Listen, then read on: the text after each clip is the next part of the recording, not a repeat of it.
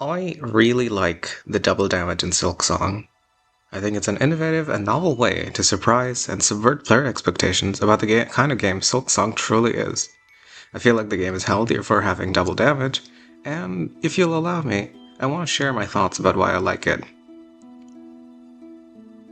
In the original Hollow Knight, double damage was a rare thing, reserved only for extremely dangerous enemies like Nightmare King Grim, Pure Vessel, the Radiants. But before you even come close to any of those guys, this guy in Forgotten Crossroads, who guards the grub for this area, also deals double damage.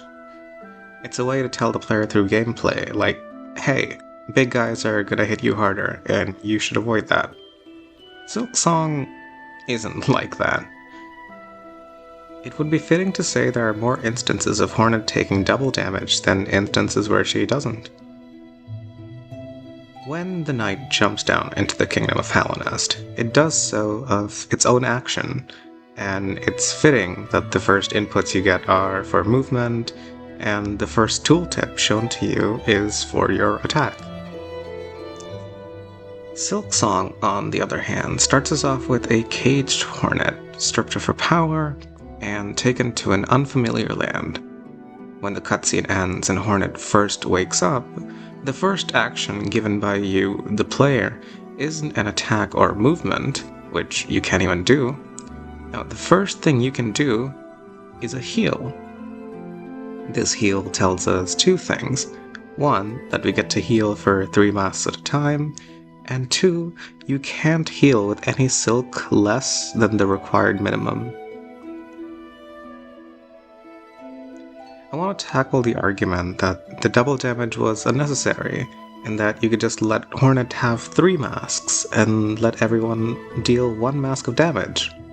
Hornet still dies in 3 hits, and the rest of the game plays out like normal.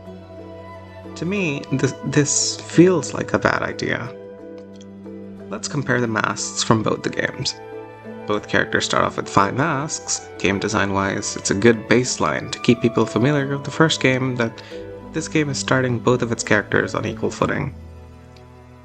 Now, let's imagine Hornet has 3 masks when she starts the game. What does this tell the player?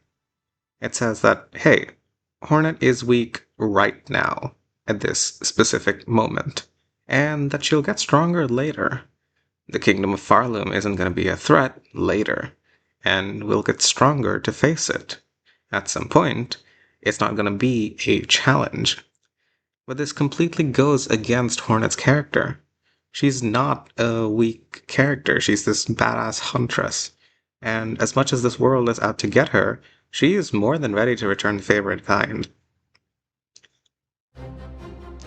When you see that everything deals double damage in Silksong, it's the game telling the player that, hey, this game is not going to be like the first game. This land is far more dangerous, and you need to make sure that you can survive in a place that is out to get you, and you specifically.